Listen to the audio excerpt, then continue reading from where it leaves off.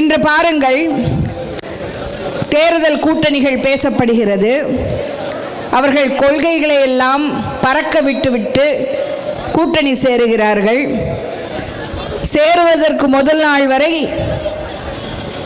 கழுவி கழுவி ஊத்தியவர்கள் அந்த கழுவி விட்ட தண்ணீரை இரு கைகளால் வாங்கி குடித்த மாதிரி அல்லவா அது. அவர்களுடன் திராவிட கட்சிகளுடன் நாங்கள் இணைய மாட்டோம் என்று கூறுவார்கள். ஏதோ அவர்களுக்கு கிடைக்கக்கூடிய ஒரு மந்திரி பதவிக்காகவோ ஏதோ ஒரு லாபத்திற்காக அவர்களை நம்பி அவர்களை ஏமாற்றுவதல்லவா அது. அவர்களை ஒரு நேர்மையான கட்சி இவர்களுடன் இணைய மாட்டார்கள் என்றெல்லாம் நினைத்து கொண்டிருப்பவர்களை ஏமாற்றுவதல்லவா அது. அப்படித்தான் இன்று அரசியல் நடந்து கொண்டிருக்கிறது. மக்கள் விழித்து கொள்ள வேண்டும். நம்மை ஏமாற்ற விடக்கூடாது. அதை விட அவமானம் ஒரு மனிதனுக்கு இருக்கவே முடியாது. நமக்கு இறைவன் என்றும் சொல்லலாம், இயற்கை என்றும் சொல்லலாம். நமக்கு எத்தனை அறிவு இருக்கிறது. அதை நாம் பயன்படுத்தி கொண்டு நல்லவர்களுக்கே வாக்களிக்க வேண்டும். இன்னொருவர் சொல்கிறார், தண்ணீர் பிரச்சனையை யார் தீர்த்து வைப்பார்களோ அவர்களுக்கு வாக்களியுங்கள். இது என்ன பொறுப்பில்லாத ஒரு ஸ்டேட்மெண்ட், எனக்கு புரியல. தமிழ்நாட்டில் தண்ணீரை விட தன்மானம் ஒரு பெரிய பிரச்சனை. தன்மானத்துடன் இருக்கும் தலைவருக்கு வாக்களியுங்கள். உண்மையை பேசக்கூடிய ஒரு தலைவனுக்கு வாக்களியுங்கள். ஊழலை ஒழிப்பேன் என்று சொல்லும் ஒரு தலைவனுக்கு வாக்களியுங்கள் என்று சொன்னால் அது நல்ல ஒரு விஷயம் என்று நான் நினைக்கிறேன். எனக்கு இருவரையும் நன்றாக தெரியும். நம் தலைவர் எதுவாக இருந்தாலும் தீர ஆலோசித்து உடனே முடிவெடுக்கக்கூடியவர். 27-28 வருடங்களாக முடிவெடுக்க மாட்டார்.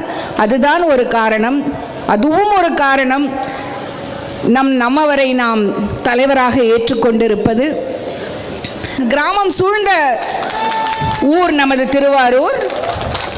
விவசாயிகள் நிறைய பேர் இருக்கிறார்கள். உங்களுக்கு தெரியும், கிராம சபை வருடத்தில் 4 முறை நடக்க வேண்டியது. ஒன்று ஜனவரி மாதம் 26ஆம் தேதி, அக்டோபர் 2ஆம் தேதி, ஆகஸ்ட் 15, மே 1, 4 தினங்களில் கிராம சபை நடத்தப்பட வேண்டும். அந்த கிராம சபைகளில் மக்களின் குறைகள், மக்களுக்காக செலவிடப்பட்ட கணக்கு வழக்குகள், மக்களுக்கு என்ன தேவை, இவை எல்லாம் அதில் விவாதிக்கப்படும், பேசப்படும். இது நேற்று நம்ம தலைவர் கண்டுபிடித்ததல்ல. சோழர் காலத்தில் இருந்து இருக்கிறது. உத்திரமேரூர் கல்வெட்டில் கிராம சபை எப்படி நடத்தப்பட வேண்டும் என்று கல்வெட்டு உள்ளது. அதையும் சென்று நம்மவர் அவர்கள் பார்த்திருக்கிறார்கள். நாங்கள் எல்லாம் சென்று பார்த்தோம். நல்ல ஒரு திட்டம் அரசியல்வாதிகளின் லாபத்திற்காக புதைத்து வைக்கப்பட்டிருந்தது. அதை அடையாளம் காட்டி கிராம சபைகளுக்கு செல்லுங்கள், உங்கள் குறைகளை கேளுங்கள், அரசாங்கம் ஒவ்வொரு கிராமத்திற்காகவும் ஒதுக்கப்படும் பணம் அவர்களுக்காக செலவு செய்யப்படுகிறதா என்று பாருங்கள் என்று மக்களை தட்டி எழுப்பியவர் நம்மவர். இன்று அதற்கு வேறு வேறு பெயர் வைத்து பல வகைகளில் நடத்துகிறார்கள். அதை நான் அடையாளம் காட்டியதை நீங்கள் செய்கிறீர்கள் என்று சொன்னால் அத்தனை கோபம் வருகிறது. ஏங்க, ஸ்கூல்ல கூட காப்பி அடிச்சா வாத்தியார் அடிக்க மாட்டாரு? அது மட்டுமின்றி கிராம சபைகளில் மக்களின் குறைகள் மட்டும்தான் பேசப்படும். அங்கு அவர்களின் கட்சியின் சின்னத்தை பின்னால் வைத்துக்கொண்டு கட்சியை ப்ரமோஷன் அப்படின்னு ஆங்கிலத்தில் சொல்வார்கள், அதை மாதிரி செய்வதோ, இல்லை நாங்கள் ஆட்சிக்கு வந்துவிட்டால் இறந்து போன காலம் சென்ற முதல்வரை கொன்றவர்களை தண்டிப்போம் என்றோ பேசுவதற்காக அல்ல. அதற்கு சிபிஐ இருக்கிறார்கள், காவல்துறை இருக்கிறார்கள். ஆட்சிக்கு வந்தவுடன் அவர்கள் அதை பற்றி பகிர்ந்து கொள்ளலாம். இப்பொழுது தேர்தல் வரப்போகிறது. நாடாளுமன்ற தேர்தல் வரும், சட்டசபை தேர்தல் வரும். எது வந்தாலும் சிந்தியுங்கள். நமக்கு தெரியும் ஒரு கூட்டமே கொள்ளையடித்தது என்று. அந்த கூட்டத்திற்கு மறுபடியும் வாக்களிப்பது ஏன் என்று எனக்கு புரியவில்லை. எனக்கு தெரியும் நீங்கள் எல்லாம் அதை செய்ய மாட்டீர்கள் என்று. சென்னையில் ஆர்கே நகர் என்ற ஒரு தொகுதியில் அவர்கள் பெரும்வாரியாக வெற்றி பெறுகிறார்கள். எப்படி? அவர்கள் தலைவியை நம்பி இல்லை, அவர் கட்சியை உருவாக்கிய மூத்த தலைவர்களை நம்பி இல்லை, காந்தியை மட்டும் நம்பி இருக்கிறார்கள். ஆரஞ்சு கலரில் ஒரு நோட்டு இருந்தால் நாம் வென்றுவிடலாம் என்று அவர்கள் நம்பிக்கொண்டிருக்கிறார்கள். அது இந்த பூமியில் நடக்கக்கூடாது என்று வாக்குறுதி எடுத்துக்கொள்ளுங்கள் என்று. அதை பற்றி எத்தனை விமர்சனம் செய்து நாம் பேசினோம் தினசரிகளில் வரும்பொழுது. அட பாவிங்களா, எங்க பணத்தை கொள்ளடிச்சிங்களான்னு எவ்வளவு விமர்சனம் செய்தோம். அதை நாம் கையால் தொடலாமா? அந்த பாவம் நம் பிள்ளை குட்டிகளுக்கு வர வேண்டுமா? யார் சம்பாதித்த பணமோ எடுத்துக்கொண்டு அவர்களே நன்றாக வாழட்டும், நமக்கு அது வேண்டாம்.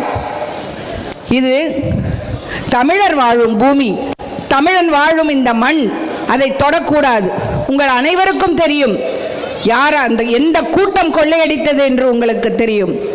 அவர்களை எல்லாம் மீண்டும் தயவு செய்து ஆட்சியில் அமர்த்தி தமிழனின் மானத்தை காப்பாற்றுங்கள். அவர்களை ஆட்சியில் அமர்த்தி விடாதீர்கள். உங்களை எல்லாம் கரம் கூப்பி பாதம் தொட்டு கேட்டுக்கொள்கிறேன், நல்லவர்களுக்கு சிந்தித்து வாக்களியுங்கள். நமக்கு தேவையில்லை. எதற்கு? நமக்கு உழைக்க கை இருக்கிறது. நேர்மையானவர்கள் வந்தாரை வாழ வைப்பான் தமிழன். ஆனால் கொள்ளையடிப்பவனை வாழ வைக்க கூடாது. அதை நீங்கள் எல்லோரும் உறுதி எடுத்துக்கொள்ள வேண்டும். சிறு வயது முதல் உங்களுக்கு நடிப்பு மூலம் மகிழ்ச்சியை ஊட்டியவர். இன்று உங்களுக்கு தெரியும் நம்மவர் எந்த காரியத்தில் ஈடுபட்டாலும் அதில் எத்தனை சிறப்பாக செயல்படக்கூடியவர். யாரோ கேட்டார்கள், ஏங்க நடிக்கிறதும் அரசாள்றதும் ஒன்றா? ஒரு பானை சோற்றிற்கு ஒரு சோறு தாங்க பதம் வச்சுக்கிட்டு முக்க முக்க ஒரு பானை சோத்தையும் திங்க முடியுமா? அவர் எதை எடுத்தாலும் இயக்கினாரா? அதில் நேர்த்தியாக செய்வார். நடித்தாரா? அதிலும் நேர்த்தியாக செய்வார். அதே போல் இன்று அரசியலுக்கு வந்தவுடன் அவரின் ஒவ்வொரு செயல்பாடுகளும் நீங்கள் கவனித்து பார்த்தீர்கள் என்றால் மக்கள் நலன் மட்டுமே அதில் இருக்கும்.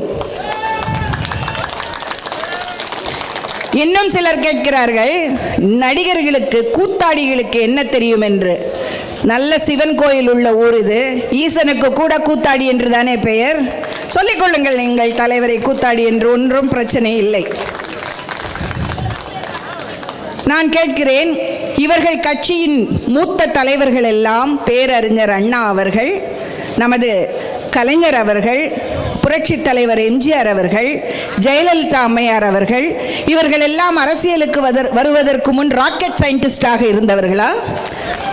அவர்களும் திரைத்துறையில் இருந்து வந்தவர்கள்தான்.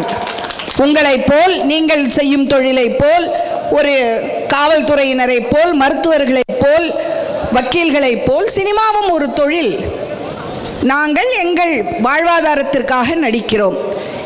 எத்தனை பேர் வாழ்க்கையில் நடித்து கொண்டிருக்கிறார்கள். எங்களுக்கெல்லாம் கேமரா சவுண்டு வந்தால் மட்டும்தான் நடிப்பு வரும். ஒவ்வொருவர் எழுந்தவுடன் காலையிலிருந்தே நடித்து கொண்டிருக்கிறார்கள். பதவி மீதும் பணத்தின் மீதும் வெறி கொண்டவர்கள் அவர்கள். நம் தலைவர் அப்படி இல்லை. அவருடன் இருக்கும் தொண்டர்கள், அவர் நற்பணி மன்றத்தில் அவருடன் இருந்த தொண்டர்கள், இவர்கள் அனைவருக்கும் தெரியும் அவர் எப்படிப்பட்டவர் என்று அவருக்கு நன்றாக தெரியும். என்ன சார்?